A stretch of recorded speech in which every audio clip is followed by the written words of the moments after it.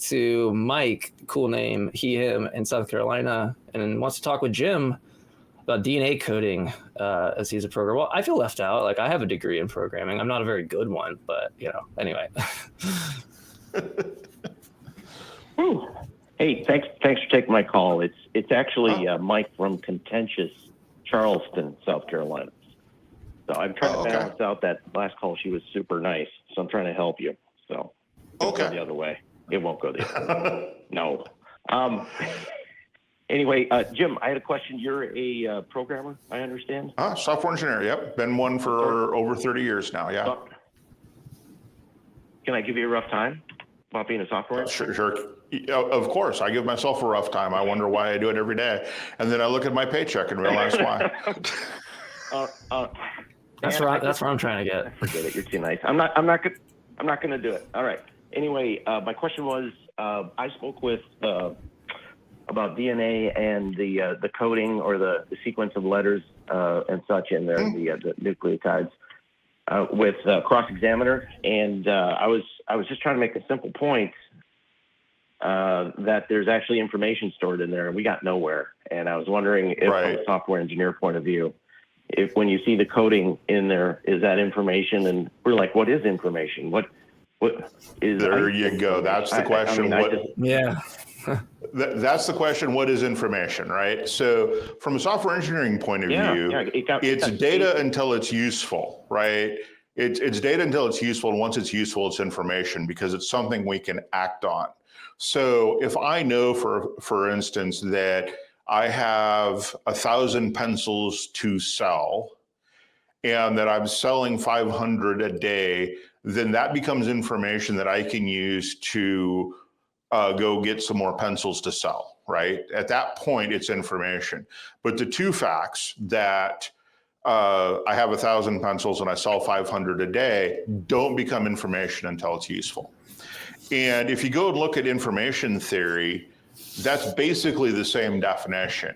It's facts that eventually become useful. And the question is, useful to who? So if snow builds up on a branch, eventually the branch breaks or bends and dislocates the snow. And in that definition, the weight of the snow becomes information to the branch that it needs to bend to unload the snow. Now we're applying purpose to something that has no purpose, but the amount of snow becomes information when it gets acted on. So at that point that the branch bends or breaks, that information of weight is being acted on.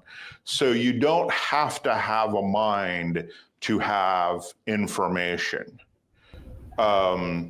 And we see this in nature all over the place. Where it seems like you're also saying it doesn't have this like normative thing that people want to say, like it ought to do this. It has this proper function. It stands independently or something. Like, would you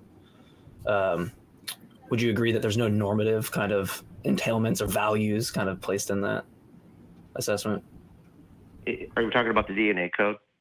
Oh, I was asking Jim. I'm sorry. It's sort of, but ahead, does my definition and example of information make sense to you?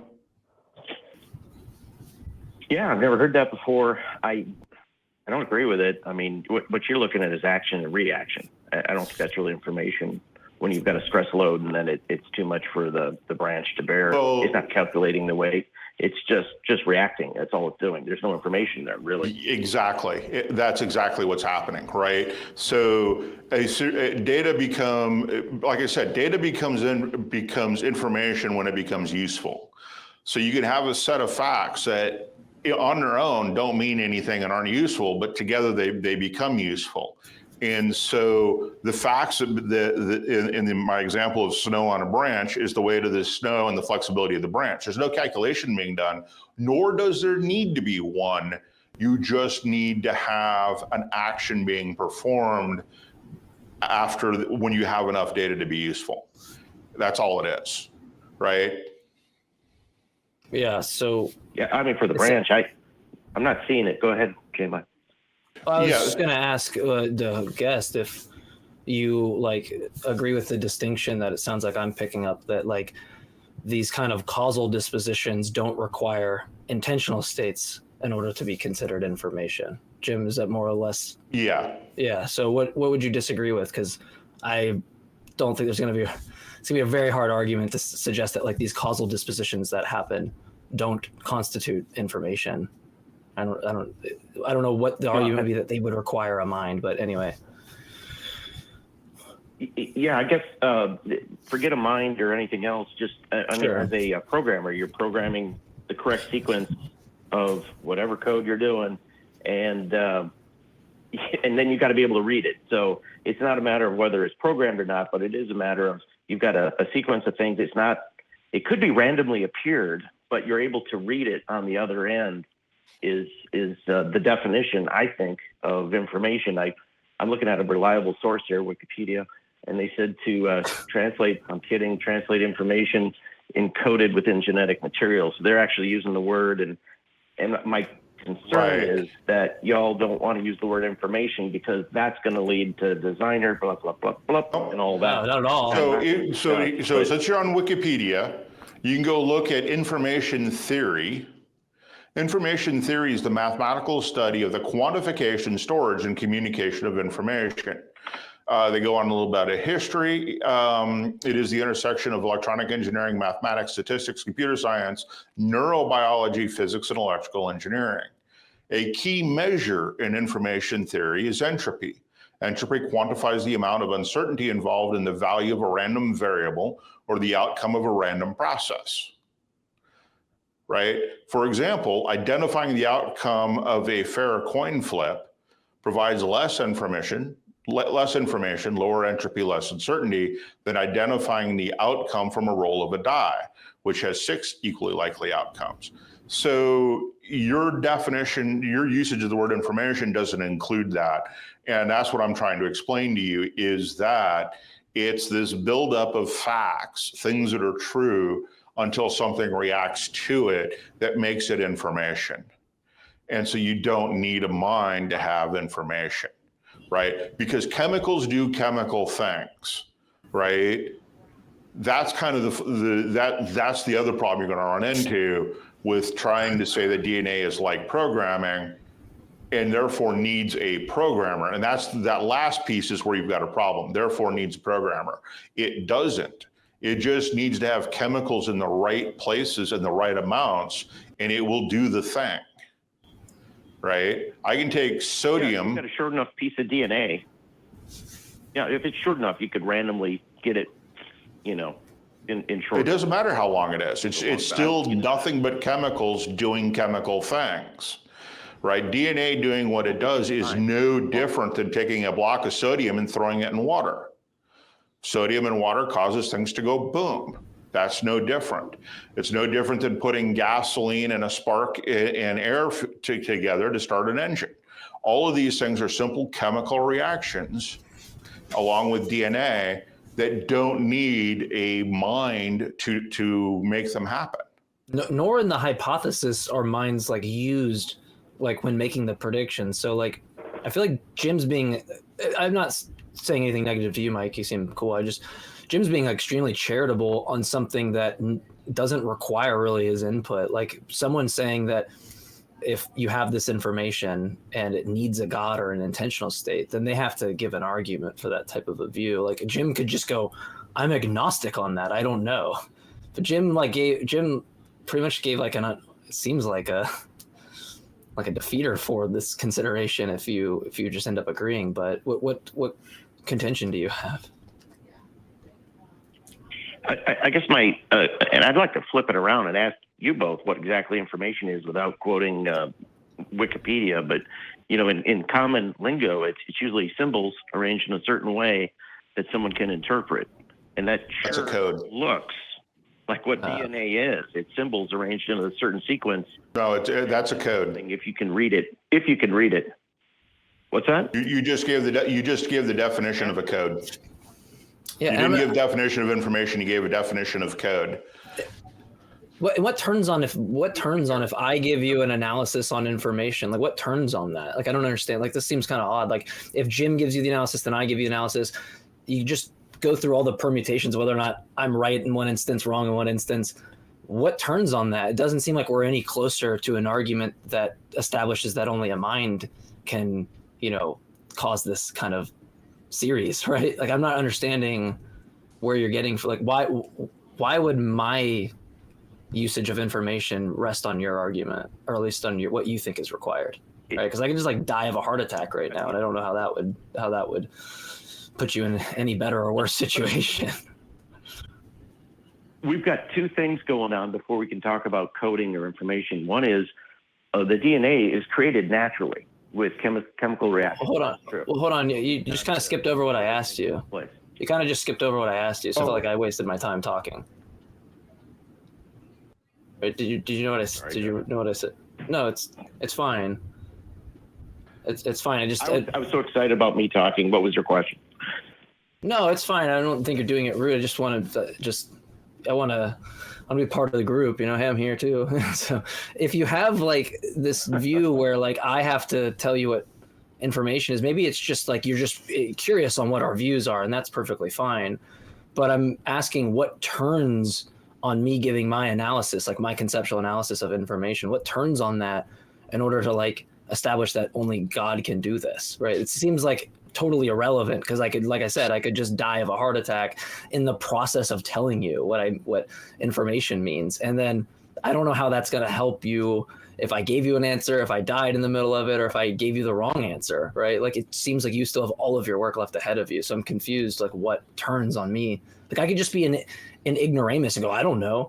How does God, what's the deal with God here, right? It seems like we haven't done anything. Okay, I guess what I'm trying to understand is that the coding in DNA is information, and then Jim is saying, no, it's not information.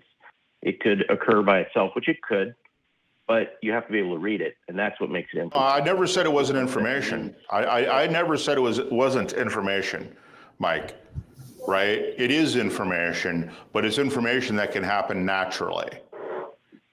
Chemicals coming together are facts on the ground that then do something when they come into contact with each other in the right amounts in the right way. That's basically all I'm saying. That doesn't require a mind. Now, you gave a definition of information that is in fact a definition of code.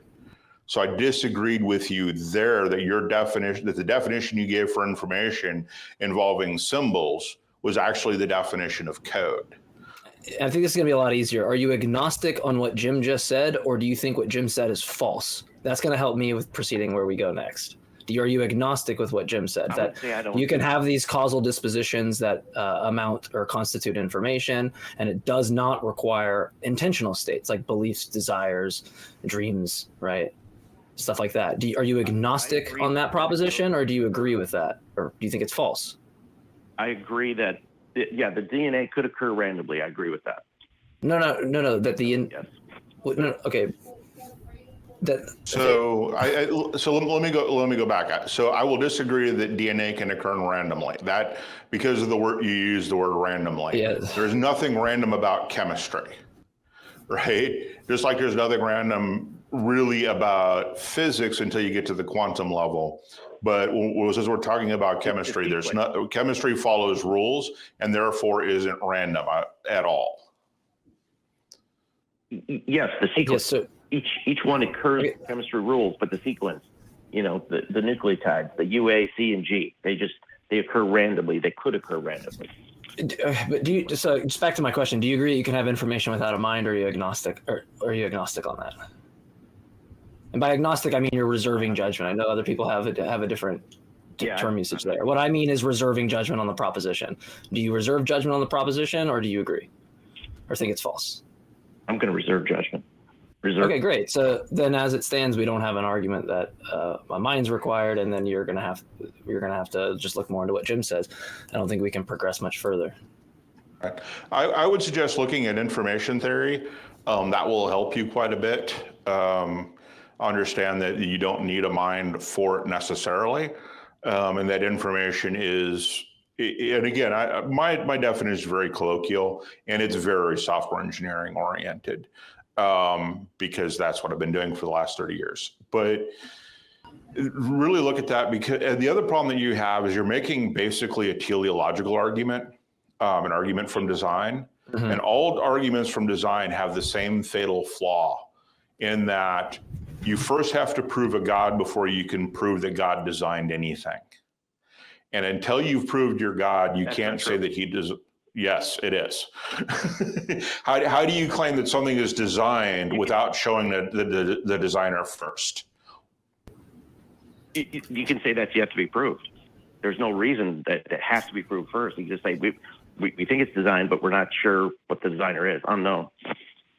I don't even know how you could even have a view on it. Like, I mean, do you think that God designed everything? That like God is ase and sovereign over his creation? There's nothing that like surprises him. Like, whoa, I didn't create that, or that didn't flow downstream from me. Do you agree with that? Yeah, I'd say he created everything, but then here's the caveat: he also created us with free will to do whatever he wouldn't do. So, yeah, that's fine. But everything in the world is designed. There's not something that's natural, and by that I mean like independent of God. Like God wasn't responsible or a causal explanation for why that natural phenomena exists. You're going to agree that we point to some phenomena in the world, some quote unquote natural thing. You're going to agree with this statement. That there's a causal explanation for that phenomena, and it's God, a designer. Am I right? At the end of the day, yes. I mean, the physics. Okay, great. But then how do you? How do you even have a like? This is what makes no sense to me on this view. How do you compare any object in the world, and like even like make an inference to what is designed and what isn't designed? Like me and Jim, if we're naturalists, I can pick up a rock. Right. And in my view, assuming that naturalism is true, it's like, OK, well, I can take this natural item and like build houses with them and things like that. And I have this like non-design thing. And then these design things, I can give like a contrastive kind of analysis, a conceptual analysis that's coherent, given that I can contrast these two. But how in the fuck can that make sense under this view of theism where everything is designed? Like, how do you pick something up and go, well, you know, I can infer to design by this, because everything in your view is just stipulated as design from the get-go. And then from that point, if we're just stuck there, we're going to go back to Jim's point, which is let's just prove that this thing exists in order for us to even like, you know, make this really weird kind of non-inference, right? Like, how do you even compare objects in the world and go, that's designed and not? It doesn't seem like you even can do that comparative analysis. Well, that rock came from lava, and that was from the world that was created, from my point of view, from God. And then it set in motion, it cooled, it hardened, wind or something pushed it up in front of you, and you picked it up, and there it is. But it can't be purely causal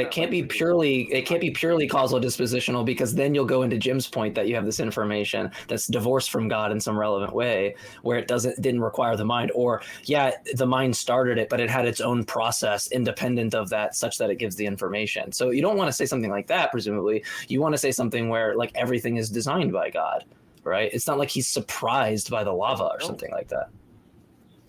Well, I think I disagreed at the beginning with the snow being information and the weight of the snow. To me, information is like letters on a page. Coding that Jim does, that's information. Coding in a DNA, that's it. That's information. And you got to be able to read it. Well, that takes some. That's right. That's not a response to JMike. So it's just going back and reiterating. And I've already demonstrated that your definition. Well, I haven't on this case, but I will now. Your definition of information is incorrect. Right? Information ultimately has got to be data. So that means facts.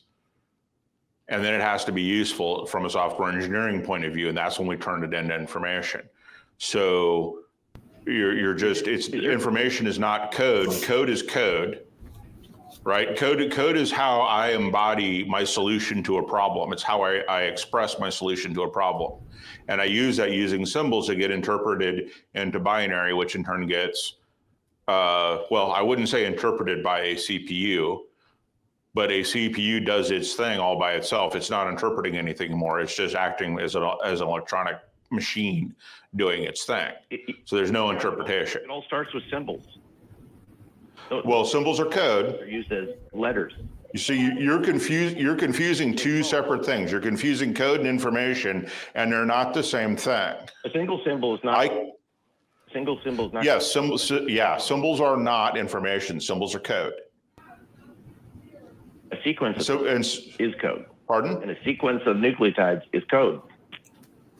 Wikipedia. No, yes, it is the code, but it's not information, right? It is the code, and that code can, and we only call it code because it works metaphorically like code written in a computer, but that doesn't mean that there was a programmer. True. We can debate that all day. Yes, because you could randomly. So if it was short enough DNA and you had enough time, you could make it random. Once again, you're confusing concepts we've already gone over. But let me just ask you this: how do you determine? You're looking at two objects. One is designed, one isn't. How do you determine which one is designed? How do you determine if any object is actually designed? I'd prefer if you asked me about coding and information, but as far as design goes, that's a really general question. I don't know what to tell you. So let me give you a process. Let me see if you agree with it then. So I take this thing and I look at it and I go, this is made out of some metal. That metal is an alloy. This alloy doesn't occur naturally. Would I be okay in assuming that this is designed since this alloy doesn't occur naturally? Well, you could say like 90+% because maybe there was a volcano, and then that created it. A comet smashed down when they had the right mixture and that created it. That's tough. I mean, alloys. Is there any way that I can determine if something is designed without comparing it to something known to be designed or natural? I think you can't prove it, but you can get a pretty, I'm thinking this is plausible, maybe probable. That's as good as it's going to get. That it is probable that I can determine if something is designed without comparing it to known, designed, or natural things. How would that work? I think you would need to compare it based on your experience. Like if you saw somebody handwriting, your name, Jim, on the beach, then that's like, that's probably somebody did that. It wasn't the crabs. But I know that because I can compare handwriting to things that animals do, right? And the way the waves work on sand, et cetera. I'm comparing this signature to other things that I know happen occur and say that it's a high probability that someone did that. So once again, you've come up with an example in which I'm comparing two things. I'm looking for an example where I only have one thing. Exactly. And that's what Jim said is very important on the background information that we have as naturalists. Like when I have background oh man, I'll put my hat on for you. No, but this is a genuine question in that like I haven't gotten I've like talked to some like really, really, really smart theists, that like really take it as seriously as I've seen theists take it, right? And they don't ever have a response for this for me. This seems that they get stuck here as well because it doesn't seem like you're lended this comparative analysis when you don't have the thing to compare. And then when you look at the other side, like when I'm, say I'm a naturalist and me and Jim are naturalists for the sake of the argument, something that Jim seemingly touched on was like this idea we have like background information that we're presented with, right? Where we accumulate this kind of over time, like knowing what to look for because we have this kind of comparative analysis, and that helps us make this distinction. But that doesn't seem available on this view. And so this idea of design or not design seems like vacuous or like it seems like unanalyzable. Well, there is a way. If you only have one thing to look at and you don't compare it to anything else, really the only way you can do it is by producing the designer and having that designer say, yes, I designed it. Yeah, that's what I'm saying. Yeah, exactly. Right? Yeah. That just takes us right back to what you said at the beginning. Yeah. Exactly. So the question becomes, we only have one universe to compare to, this universe. We don't have another universe that is known to be designed or natural to compare to. So the only way we can know if this universe is designed is to prove that there's a God first. That's incorrect. Otherwise, we don't know. DNA, we know the triplets are proteins. We broke the code. We don't know there's a designer, but we do know what it stands in the DNA code. Every three of them. Yes, DNA is a code. DNA is information, but none of that means that there's a programmer. Yeah, and like honestly, like it's not necessarily.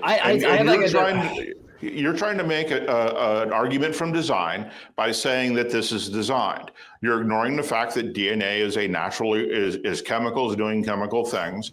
You're ignoring the fact that we don't know if the universe is designed, and that in order to prove it, because we only have one universe, is to provide that there is a designer. Right? You can go back to DNA all you want. You're not going to get around this problem that you have with providing the designer before you can do it, because we don't have any other way to look at things. And we know that you can just naturally, randomly create very complex systems. And we know that because I'm a software engineer and I have seen these systems grow up naturally and without design and see just how complex they get. And that's with human beings thinking about them. Imagine what happens with semi-random processes like evolution and chemistry, right? It's going to get worse. So I'm gonna, oh, sorry. Yeah, and let me just go on with the programming example. If a software engineer had created the DNA program, I would like to see, I would like to bring in licensing of software engineers and make sure they're licensed, and then have that person's license revoked so he can never write code again, because it is craptastic, right? The copying mechanism, every human has like 40 copy errors or 50 copy errors per person. That is horrifyingly bad. There should be 0 copy errors. There are reasons why we have duplicated strands of DNA, and sometimes they get activated, sometimes they don't. The mere fact that there's code you don't use, I'm sorry, I've done too many reviews where I said, remove this commented out code because it's confusing. Yeah. Right. So you can look at it from a software engineering point of view and go, this is not designed, or if it was, they were crap. Absolute crap. Are you talking about junk DNA? Junk DNA. I'm talking about all the DNA. I'm talking all about all of it. The junk DNA is crap. That you have duplicated parts of DNA sometimes is garbage. It's bad programming. It's not good designed programming. It's what I would expect if somebody just started bashing things together. It's not what I would expect if somebody took time to design it. Yeah, I mean, but I want to. The junk DNA actually was purposeful. So, I mean, we're finding out more and more that junk DNA is actually useful. But garbage. That doesn't change the fact that there are duplicated sections. We got Dr. Ben in the background. Am I wrong, Dr. Ben?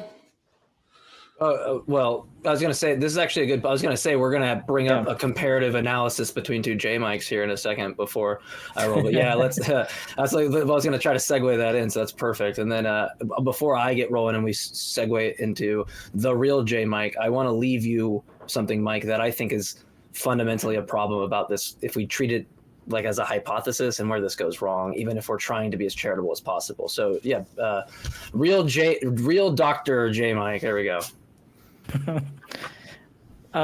Yeah, I'm here. I was in the background just like kind of getting a bit enraged with what's going on. It doesn't sound like to me you understand what DNA is or what the process is of utilizing DNA.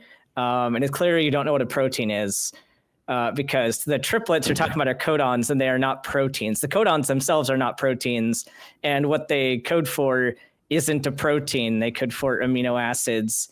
And I don't know how familiar you are with the wobble effect and how much of a nightmare the wobble is. But you have multiple like different groups of like amino acids can be coded for by the same set of like the same codon. And so you can have so many mix-ups with that particular thing that happens. And so if you have one thing that is wrong, if you will, you can get sometimes it's pretty forgiving, but that's not intended by anything. That just happens to be what happens, because it can also go the other way where it messes absolutely everything up. So I have a lot of problems with kind of your analysis, and also this beard is really making it hard to talk. Well, now you know how I feel. Yeah, you're right about the amino acids and all that. That's true. That's true. The amino acids come together to make a protein. And by the way, I'm the real JMike. My middle initial is J. Oh my God! Don't start this! Don't start this shit! Okay, don't start this shit! I'm actually going to transition out. I'm curious if you, for some reason, I haven't been able to see super chats, and we're gonna get it once we in this call. Jim and sorry, not Ben, but Dr. JMike. If you can see them, if you guys want to do that, for some reason they don't pop up on my side, so I just wanted to preface that here, and then I wanted to see what Mike's response was to you, Ben, and then from there I'm gonna give parting words, and then you guys will finish out the calls. I have a lovely girlfriend in town, and I want to spend time and cook some food with her. Cool beans. Fair enough. So what's your response there, Mike? How you feeling? Or I'm sorry, do you want anything additional to say? That's what I meant to say. Yeah, I know you got other callers. I'll wrap it up. And thank you, Ben, for being online. My only purpose was to at least establish that the nucleotides in DNA might represent information or coding, however you want to phrase that. If you want to be Wikipedia or you want to go Jim and call it coding, that there's something going on there. And yes, you could randomly create a whole stack of them, but that's another issue. They're so big, it would take so much time to create the correct stack that's usable. Millions of years. They do get abused and they mess up. You guys are aware, Ben, you're aware that there's when the DNA is always getting fixed. They have these molecules they're studying now where they come by and one will cut the DNA strand where they. Yeah, it's not new. Know what we call that? Mike, that's not new stuff. That's not new. And I don't know if you're super behind in learning about this stuff, but that's not new things. We've known about this mechanism for a while. But I guess my question is, like, if you're going to take this position, is all of chemistry a code? Would you make that step? Because you can look at any chemical reaction, like Jim has been saying this whole time, you can look at any chemical reaction and you have a similar thing that happens. Would you take that step? Chemical reactions are chemical reactions. This is a sequence of. That's just a tautology. They're exactly the same thing. The same thing happens. You have molecules and atoms that come in proximity, and they have a variety of different charges. They have different numbers of electrons. They have different sterics, different ways that they fit around in the same 3D space. And all of those factors, like Jim said, it's not random. The environment and the structures kind of control what they're able to do and when. And so you have these things come together and the reactions play out because of the things that I mentioned. We don't have time to give you a whole organic chemistry class, but there's a reason why we study at that microscopic, atomic level, because knowing how electrons are shared between atoms, knowing how polarity matters, how 3D physics matters within these reactions tells you a lot about how everything can just naturally occur like that. There isn't anything that's it's not a code in the way that you are speaking of. We often describe things in that way because it's easier for us to understand, especially when we aren't trained in the fields of physics and chemistry, et cetera. It's a metaphor. And you've taken a metaphor and have gone with it and said, this is reality. This is exactly how it is. And that's not necessarily true. Yeah, I'm gonna have to cut you right here, Mike, because I have to bounce out. I have to get out of here, and so just to make this a smooth transition, I want to leave you with something. I wanted to end this. I didn't want to do this in the middle of them talking because it kind of takes us away. But I want something just to you to analyze that I think you don't have to do a lot of this getting deep into the science to realize how vacuous this hypothesis is, right? What it seems like you're doing is you're looking into the world, right? The data that you want to explain. Right. And then you insert that data into the desire of such an agent, right? Where it's expected when that agent has that desire that, of course, you'd get that. So here's like an example of that. Like, imagine I just wake up one day and I have like no money in my wallet. Right. And I go, wow, OK, there's the data. This is the thing I'm seeking to explain in the world. Where did my money go? OK, well, maybe there's an entity that desires my money going missing. Maybe it has the ability to make it go missing. And maybe it has no reason not to make it go missing. That's going to, every time I look at my wallet with empty money. It's going to be evidence for money stealing fairies, right? But notice like how I constructed that evidence very like weakly, right? All I did was look at the world, take the data I seek to explain, and then add a desire for that thing to come about, the ability for it to come about, no reason not for it to come about. It seems like most God hypotheses do this because it's not clear why we should think that an entity that exists necessarily with a mind would desire life as opposed to playing with marbles, as opposed to just having universe collapse in on itself. What you have to do is single out one of like an infinite set of desires for life or for this particular thing and roll with that. But it's never argued for. It's just pulled out of thin cloth the same way that I pulled out of thin cloth money stealing fairies and evidence for it when I look at my empty wallet, because the only thing I did was bake the thing I seek to explain into my hypothesis. Right. And that's not a way that you actually come to like having novel predictions in the world. But I wanted to end it there and just give maybe a overarching philosophical concern on how you're constructing the hypothesis, because it just sounds you're just you're building in the desires, and it's not clear where those desires came from other than you've just stipulated them. Oops, I muted. Anyway, thank you, everybody. We're going to go to the real JMike. I was just fucking with you the whole time. Peace out, losers. Bye. Yeah, I guess you do. I guess you do. There we go. So, Mike, you realize that the reason why DNA has to have self-correcting mechanisms is because the copy mechanism is, from a software engineering point of view, fundamentally broke. Go on. Lose Mike? Yeah, it's fundamentally broke. Yeah. That's not good engineering. How so? That's the. Oh, I've heard you say that before about an artery. Which artery is that so I can look it up? I didn't say artery. You said some artery goes around your chest. Yeah, previously you said. Oh no, it's a nerve that goes. It's a nerve, the laryngeal nerve. Did I pronounce that right, Dr. Ben? Yeah, it's specifically the recurrent one. Okay, I'm gonna. You might be totally right on that it's a waste of engineering, but I beg to differ with your engineering. I think you just don't understand it, maybe. Oh, the human body is the most inefficient thing. And I've made videos before about how inefficient the human body is and how terrible it is. But that's a topic for a different time, maybe. Sure. I love talking with you.